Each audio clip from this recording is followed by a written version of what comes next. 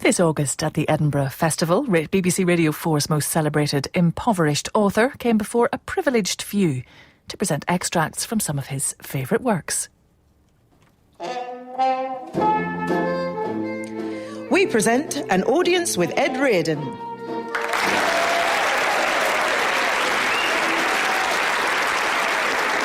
Hello, my name's Ed Reardon. Now, I'm here primarily at the behest of the 12-year-old commissioning editor at Radio 4, who suggested, and I quote, "It would be really cool if you could do like a performance-y type thingy." The Edinburgh Festival brochure calls this an event in venue 33. I prefer to describe it as a celebration of Ed Reardon's career. A celebration which, nevertheless, neither includes a complimentary glass of wine nor allows you to bring one into the auditorium unless decanted into a plastic beaker. I tried that, and you can see the consequences on my shorts. There's a welcome to Edinburgh. Occupation writer, it says on my job seeker's discount card. But I think you'll all agree that scarcely does justice to the range of my literary activities over the last 35 years. I'm the author of several plays, television dramas, many works of non-fiction, letters to the newspapers about the pitiful decline in standards of literature, and the open sewer that is the current condition of screenwriting. But anyway, we'll get on to Richard Curtis and Nick Hornby in due. Now, the purpose of this performance-y type event is for me to introduce a selection of my favourite prose and poetry. The excerpts chosen are largely from my own... Well, it's all me, really. But justifiably so, I think, because much of my work has appeared under the names of others. You may remember Jane Seymour's Household Hints. Kevin Peterson's Big Barbecue Book. John Ketchley's Big Book of Weather. Armando Iannucci's Carpathian Walks. Well, joining me to perform today's readings are two friends, as I've been told to call them, but who I've never actually met. And they are an actor and an actor, since we're no longer allowed to use the word actress. I mean, it's for heaven's sake, would you call Barbara Windsor an actor? I mean, it's absolutely ludicrous. So, two actors it is, albeit superfluous ones, as I could quite easily have done the readings myself and saved their fee. Twice £62, it is. Well, as you can see, the format for the performance is rather like With Great Pleasure, only without the pleasure, or with limited pleasure, anyway, and no wine. So, please welcome, or not, it's entirely up to you, Campbell and Hermione. Now, Campbell and Hermione, I should tell you, are appearing in Titus Andronicus at venue 748. And according to your extensive biography in the programme, Hermione, you like walking everywhere, and you have a wide group of friends with whom you like to discuss a range of topics both many and varied. Is that right? Yes. Interesting. And you're lucky enough, Campbell, to have worked with Tamsin Outhwaite on no fewer than 2 occasions. Yeah. What do you call her now you're such friends? Ouzo? Thwaighty, perhaps? Tam, actually. Yeah, Tam's great. Oh, is she now? Is she? Yeah. Well, let's see if we can find some sufficiently varied topics to engage your interest today. But if I can just wrench the conversation back to myself for a very brief moment.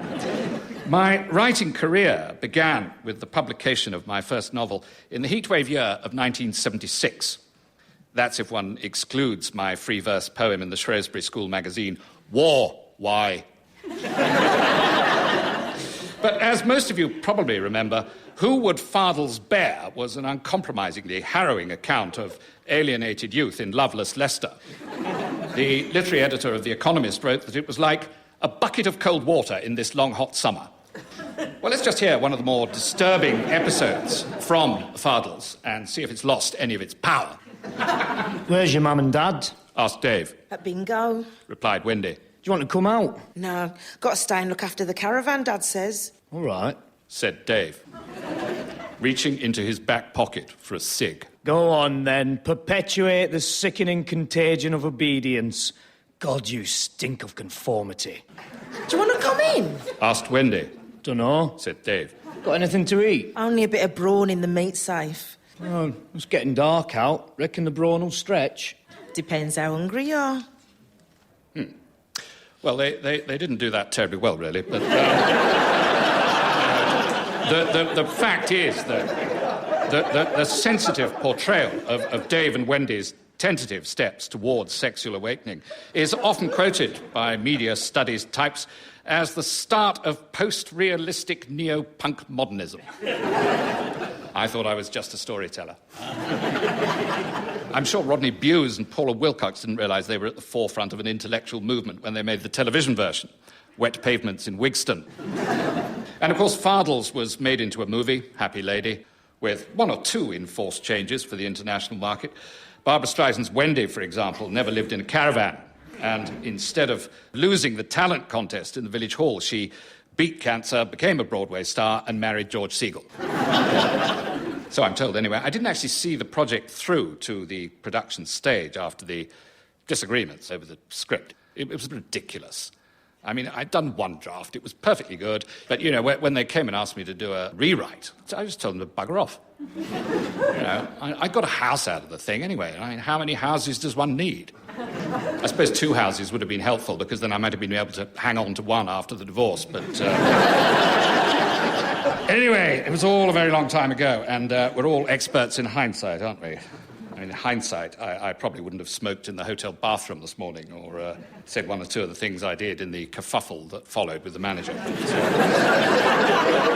Anyway, it can't be that hard to find somewhere to sleep. It's Edinburgh, for goodness sake. And Edinburgh, or the Athens of the North, as I like to call it, was the setting for my first foray into the theatre, after turning with some relief from the surpassing idiocies of Hollywood to Holyrood, or nearby, anyway, the crypt underneath St Mungo's, where we performed the play in 1980 and indeed slept. And, of course, you could smoke in those days, unlike now, when you get thrown out into the street, accused of stealing a kettle.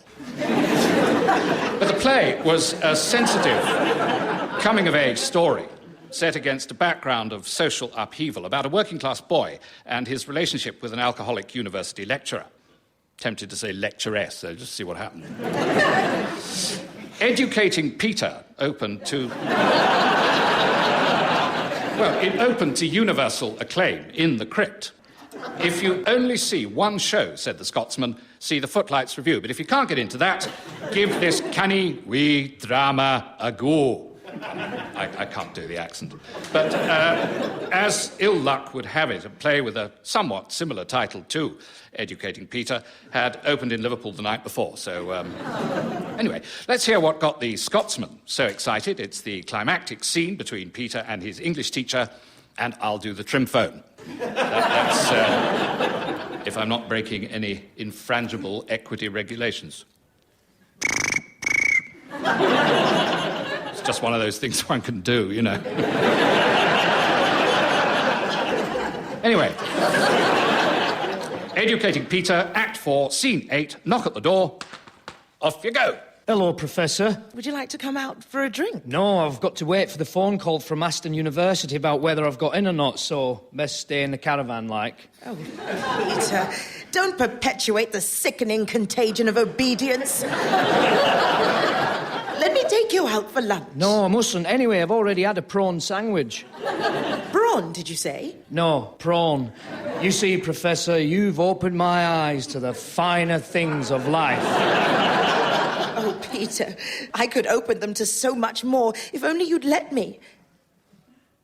Come on, Peter, let's have lunch. Or tea. No, I can't hear. Is that the trim phone? That's what it was me. Damn it. Well, I could do it earlier. The point is, the phone rings. And if he answers it, then she's lost him. So that's the tension between... I mean, you weren't really getting it from those two, but it's a slow curtain, or roll of wallpaper, as we used in the crypt, as the phone continues to ring. Well, you see, I can do it now. I think the trick is to relax, and then you sort of surprise yourself.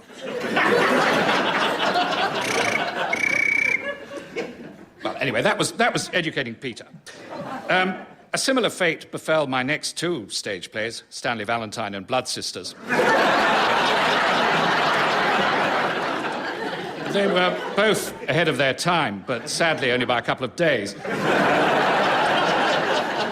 Actually, I did have one further tilt at the stage with a satire on the shallowness of 70s suburban mores, Abraham's Party. But, once again, the fates conspired against me. I don't remember very much about the next couple of years. Worked in a bar in Kilburn, one or two professional setbacks to do with driving and a bit of fighting. But one day I woke up, and who should be in the next bed to me in the clinic but the BBC head of drama? In those days, he was old enough to be allowed to drink. So, serendipitously began my affair with the bitch goddess television. My episode of Tenko from Series 3 of the Japanese POW drama, set in Malaya but filmed in Blandford Forum, is still shown. As a matter of fact, last month I received a most acceptable cheque for £17 from Air Estonia.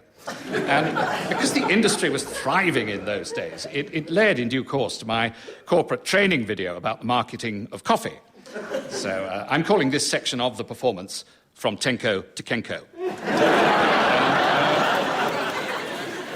Here's just a flavour of Tenko, episode 29, Escape from the Bamboo Noose. For God's sake, Beatrice, stop crying and keep digging. It's our anniversary today. Look, I've marked the notches on the floorboard. Don't draw attention to the tunnel, you silly goose. It is, how you say, dig for victory? This is Major Yamamuchi, who's just coming. But not this time, ladies. Lieutenant Sato. Yes, Commandant. There's the other officer. Into the hot box for these two, with no rice or prawns for the duration. If you think we're going to perpetuate the contagion of obedience, you're wrong. Isn't he, Beatrice? This is Marion again. Yes, and I'll have you know... Beatrice. I'll have you know that this is against Article 32 of the Geneva Convention. Yes. Well, here comes Article 33. You absolute swine. Ha, ha, ha, ha, ha, ha, ha. It says cruel Japanese laughter. I mean, for heaven's sake, how hard can that be?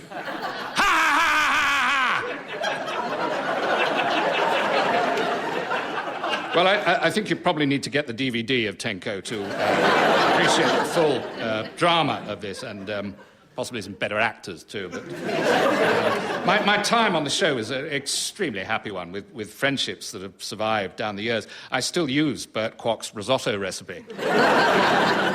Half the quantities, of course, because it's just me. But sure enough, the assistant floor manager from Tenko ascended the greasy pole and went on to produce the first ever series of Holby City. So, 17 years later, there I was, back in the saddle. Come on, boys, we're going to have to keep our wits about us. That centre forward looks decidedly nippy. You're right there, Chalky. But if we can successfully breach their defence, Holby City's in with a chance of winning the FA Cup. Well, I hope one's mature enough to laugh at one's mistakes. That was from a version of the script before I knew Holby City was not, in fact, about football. They said they'd sent me the synopsis, or the Bible, or whatever they call it, and perhaps they did, I don't know. It was a time when I wasn't opening my mail, because, well, anyway. Shortly after my merciful discharge from Holby City, I landed, quite literally, on my feet. The Ladybird Book of Shoes came my way.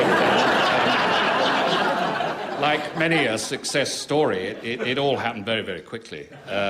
Noel Coward famously wrote Private Lives in 5 days, I think. Took me a little bit longer to finish Shoes, perhaps a couple of weeks, but I did have half an eye on the racing from Wetherby at the same time.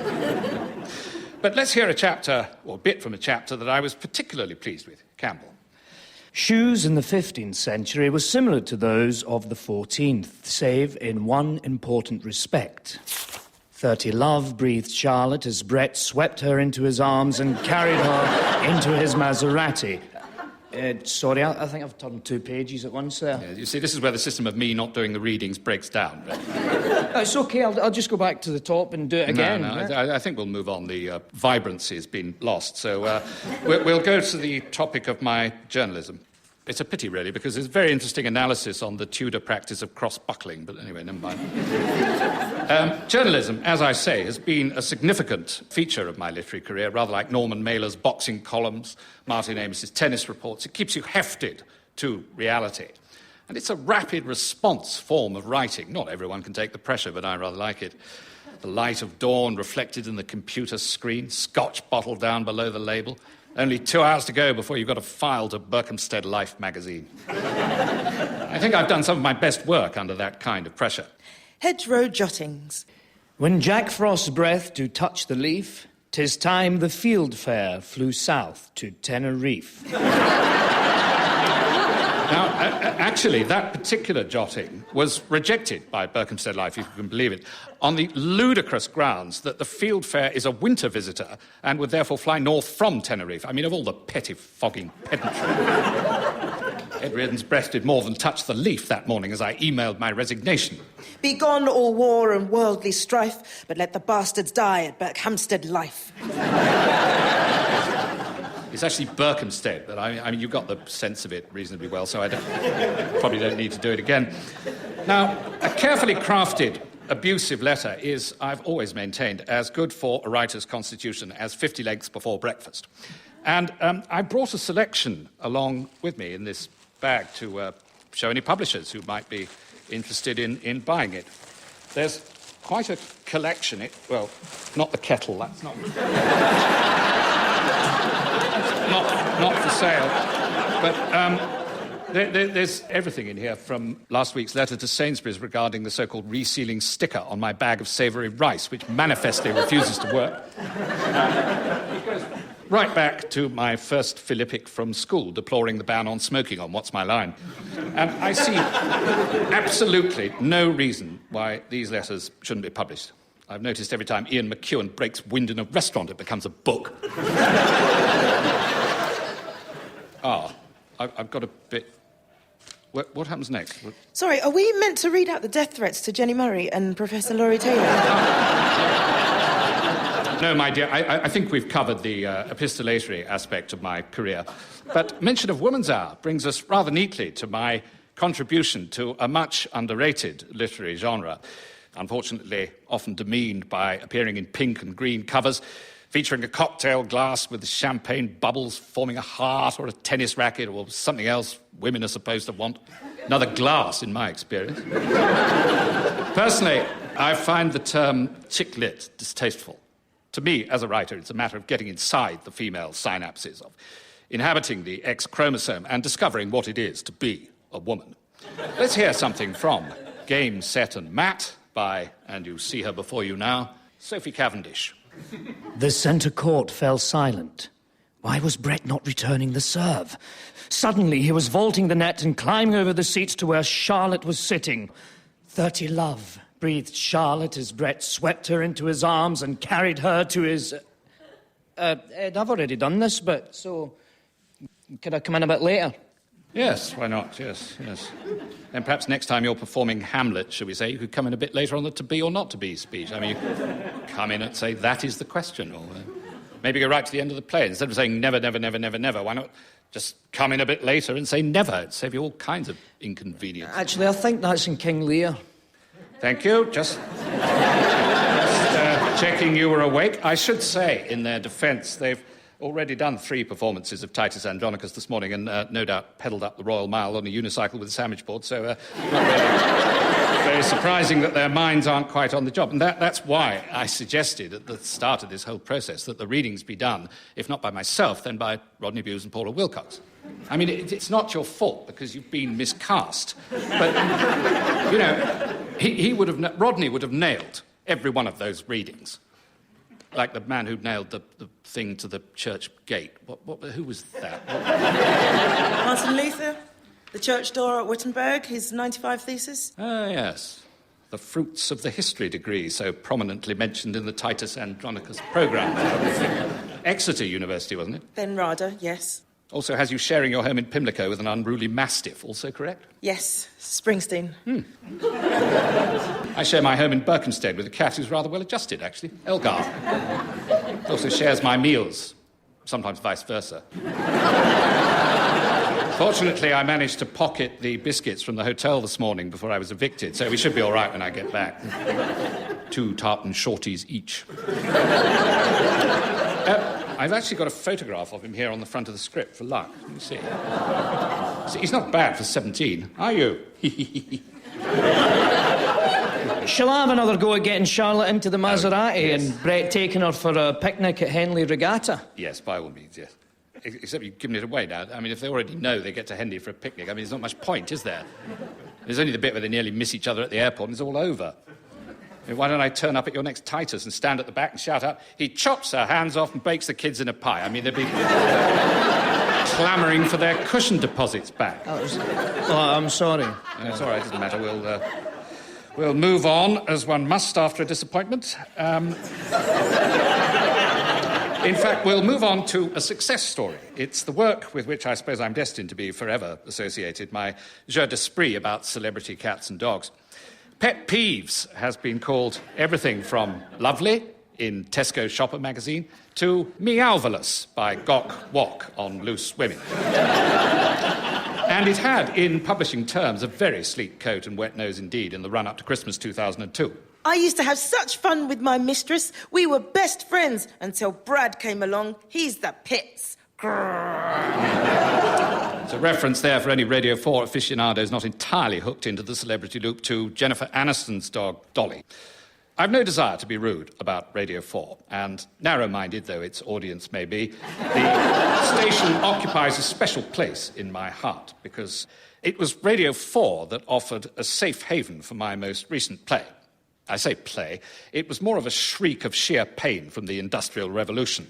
It was about the digging of the Blisworth Tunnel on the Grand Union Canal. A barge full of blood was described by one reviewer as the most harrowing afternoon's ironing I've ever known. Campbell and Hermione, the scene is outside the wrought iron gates of the mansion belonging to Sir Jeremiah Stovepipe, where his foreman, Jem, is trying to quell the mob. It be the workers, Sir Jeremiah. They're wanting a farthing extra in a wage packet. Let me talk to them. A farthing, damn your eyes. I'll see thee in hell first. We ask for bread and you gives us boils. We've had enough of perpetuating the contagion of obedience. What about us wives with sickly wains? Oh, mate! Ed, do you really want me to do all these? There's still the 50 stuck in the ventilation shaft. Yeah, well, that is rather the point. I mean, I don't want to bring up the whole Rodney Bewes, Paula Wilcox thing again. And, as I say, it's not your fault, but it was hopeless. Really. I wonder if possibly the audience could just give us a little bit of help with some additional revolting navvies noise, just to lend an authentic afternoon theatre verisimilitude to proceedings. It might be worth a try. If you could just give them the cue, farthing. A farthing, damn your eyes. I'll see thee in hell first.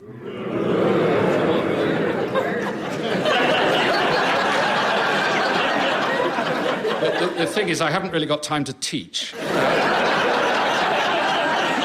But if we could think ourselves into the psychology of the mob, it feels like what's needed is sort of vengeful rage mixed with the innate humanity that Radio 4 does so well in the afternoon.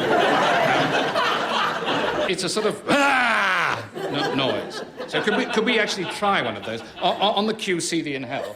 A farthing, damn your eyes. I'll see thee in hell first. Yes, that's the one.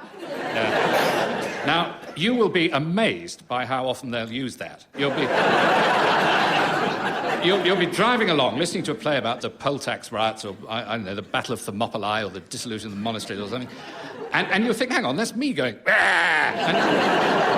and you will be absolutely right. You will become more familiar voices than Simon Russell Beale. We'll move onwards, finally, to the subject of future projects. What's Ed Reardon got in the pipeline, I'm asked? What irons do you have in the fire? I mean, you wouldn't believe the tedious, cliched questions people come up with. It's one of many good reasons why I avoid barbecues. But I think the best way to answer this is to read the words of somebody else for once. I give you a letter from the commissioning editor of one of our leading publishing houses, Faber and Faber. So asinine, they named it twice.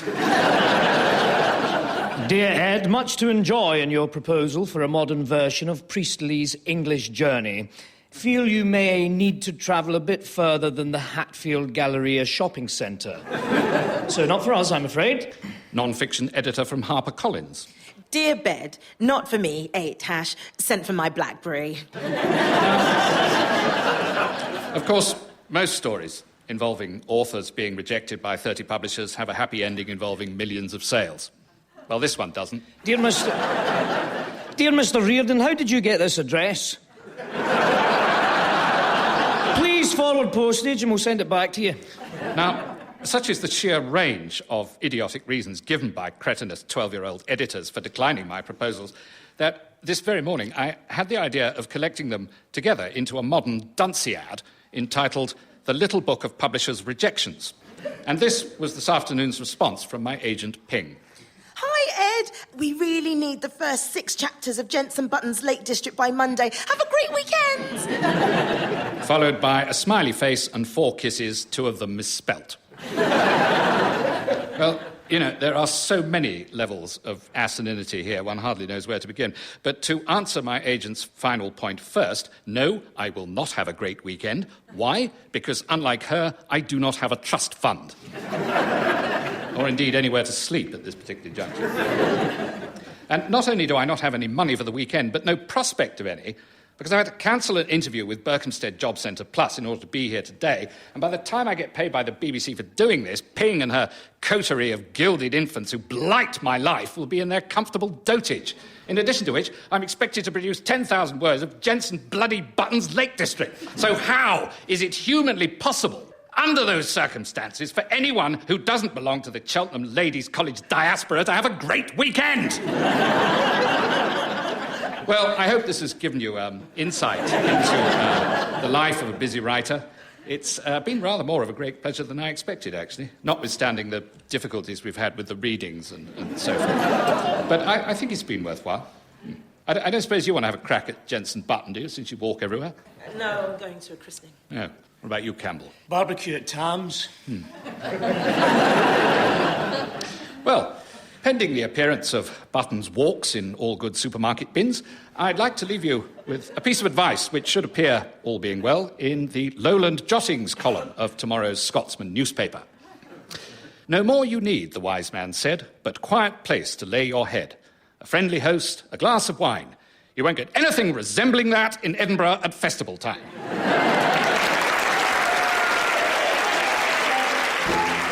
An Audience with Ed Reardon was written by Christopher Douglas and Andrew Nichols and was performed by Christopher Douglas, Andy Osho and Ian Robertson.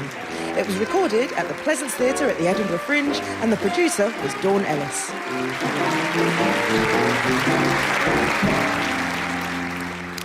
And Ed Reardon's Week returns to Radio 4 in the new year. This weekend, the actor Michael Sheen examines one of the most famous plays of all time, Hamlet, through interviews with actors who've taken on the role, including a current Hamlet, Rory Kinnear. When I first was asked about it, a lot of people would talk about it in negative terms, about it being a burden or about it being a great responsibility. I have to say, I never saw it like that, and I haven't felt hampered by the ghosts of Hamlet's past. Indeed, one is entirely liberated by them. Playing the Dane is this week's Archive on 4 on Saturday night at 8.